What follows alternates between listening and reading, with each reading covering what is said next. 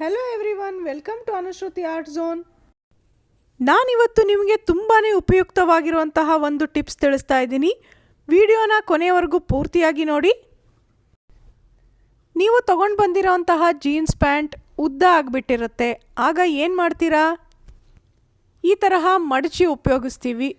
ಆದರೆ ಅದು ನೋಡೋದಕ್ಕೆ ಅಷ್ಟು ಚೆನ್ನಾಗಿ ಕಾಣೋದಿಲ್ಲ ಅಲ್ವಾ? ಹಾಗಂತ ಕಟ್ ಮಾಡಿದ್ರೂ ಸರಿ ಹೋಗೋದಿಲ್ಲ. ಅದು ಯಾವುದು ಬೇಡ, ಆಲ್ಟ್ರೇಷನ್ ಮಾಡಿಸೋಣ ಅಂದರೆ ಆಲ್ಟ್ರೇಷನ್ ಮಾಡುವಂತಹ ಟೈಲರ್ಗಳು ಸಿಗೋದಿಲ್ಲ. ಸಿಕ್ಕಿದ್ರೂ ತುಂಬಾ ದುಡ್ಡು ತಗೋತಾರೆ. ಅದು ಯಾವುದು ಇಲ್ಲದೆ, ಹೊಲಿಗೆ ಮಿಷಿನ್ ಕೂಡ ಇಲ್ಲದೆ ನೀವೇ ನಿಮ್ಮ ಮನೆಯಲ್ಲಿ ಹೇಗೆ ಆಲ್ಟ್ರೇಷನ್ ಮಾಡ್ಕೋಬೋದು ಬನ್ನಿ ತೋರಿಸ್ತೀನಿ. ಮೊದಲಿಗೆ ನಿಮಗೆ ಎಷ್ಟು ಉದ್ದ ಆಗಿದೆ ಅನ್ನೋದನ್ನು ನೋಡಿಕೊಂಡು ಅಲ್ಲಿಗೆ ಕರೆಕ್ಟಾಗಿ ಮಾರ್ಕ್ ಮಾಡ್ಕೋಬೇಕು. ಚಾಕ್ ಪೀಸ್ ಅಥವಾ ವೈಟ್ ಪೆನ್ ಯಾವುದನ್ನಾದರೂ ಉಪಯೋಗಿಸಿ ನೋಡಿ, ಸ್ಕೇಲ್ ಯೂಸ್ ಮಾಡಿ ಈ ತರಹ ಒಂದು ಲೈನ್ ಹಾಕಿ.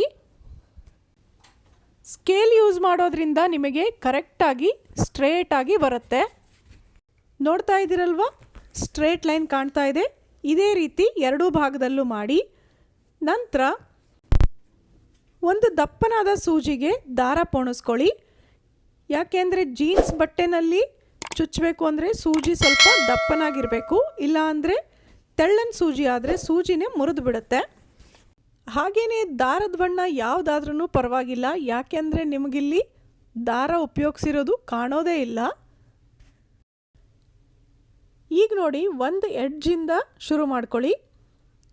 ಕೆಳಗಡೆ ದಪ್ಪನಾಗಿ ಮಡಿಚಿ ಹೊಲಿದಿರ್ತಾರಲ್ವ, ಆ ಭಾಗ ಬಿಟ್ಟು ನೆಕ್ಸ್ಟ್ನಲ್ಲಿ ಈ ರೀತಿ ಒಂದು ಕಡೆ ಚುಚ್ಚಿ ದಾರ ಎಳ್ಕೊಳ್ಳಿ.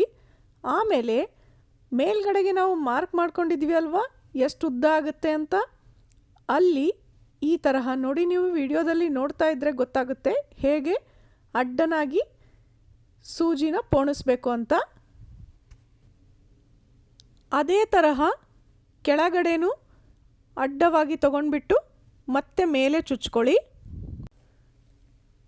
ವಿಡಿಯೋದಲ್ಲಿ ನಿಮಗೆ ಸರಿಯಾಗಿ ತಿಳಿತಾ ಇದೆ ಅನ್ಕೋತೀನಿ. ಸ್ವಲ್ಪ ಸೂಕ್ಷ್ಮವಾಗಿ ಗಮನಿಸಿ. ಒಂದು ಭಾಗದಿಂದ ಇನ್ನೊಂದು ಭಾಗಕ್ಕೆ ಅಡ್ಡನಾಗಿ ಚುಚ್ಚಿ ಅದೇ ರೀತಿ ಮೇಲೆ ಕೆಳಗೆ ಕಂಟಿನ್ಯೂ ಮಾಡಬೇಕು. ಇದೇ ರೀತಿಯಾಗಿ ನೀವು ಒಂದು ಎಡ್ಜ್ನಿಂದ ಇನ್ನೊಂದು ಎಡ್ಜ್ವರೆಗೂ ಕಂಟಿನ್ಯೂಸ್ ಮಾಡಬೇಕಾಗತ್ತೆ.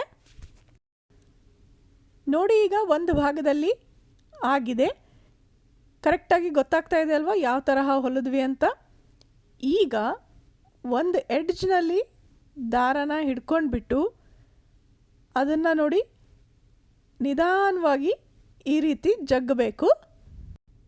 ಹೀಗೆ ಮಾಡುವಾಗ ತುಂಬ ಡೆಲಿಕೇಟ್ ದಾರ ಉಪಯೋಗಿಸ್ಬೇಡಿ. ಜಗ್ಗೋವಾಗ ದಾರ ಕಟ್ಟಾಗಿಬಿಟ್ರೆ ಇಷ್ಟೆಲ್ಲ ಹೊಲಿದಿದ್ದು ಕೂಡ ವೇಸ್ಟ್ ಆಗಿಬಿಡತ್ತೆ. ನೋಡಿ, ನೀವು ದಾರ ಜಗ್ಗಿಕೊಂಡ ನಂತರ ನಿಮಗನ್ನಿಸ್ಬೋದು ಪ್ಯಾಂಟ್ ಎಲ್ಲ ಸುಕ್ಕಾಗೋಯ್ತು ಅಂತ. ಆದರೆ ನಿಧಾನವಾಗಿ ಅದನ್ನು ಈ ತರಹ ನೀವು ಸ್ಪ್ರೆಡ್ ಮಾಡ್ತಾ ಬನ್ನಿ.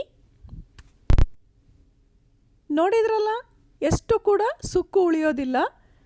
ಹಾಗೆಯೇ ನಾವಿಲ್ಲಿ ಮಡಚಿದ್ದೀವಿ ಅಂತ ಕೂಡ ಗೊತ್ತಾಗೋದಿಲ್ಲ. ಎಲ್ಲೂ ಕೂಡ ಹೊಲಿಗೆ ಕಾಣೋದಿಲ್ಲ. ಹಾಗೆಯೇ ಮಡಚಿರುವಂತಹ ಭಾಗ ನೋಡಿ ಇಷ್ಟು ಒಳಗಡೆ ಇದೆ. ಇದೇ ತರಹ ನೀವು ಈಗ ಈ ಕಡೆ ಸೈಡ್ನಲ್ಲೂ ಕೂಡ ಮಾಡಬೇಕಾಗತ್ತೆ.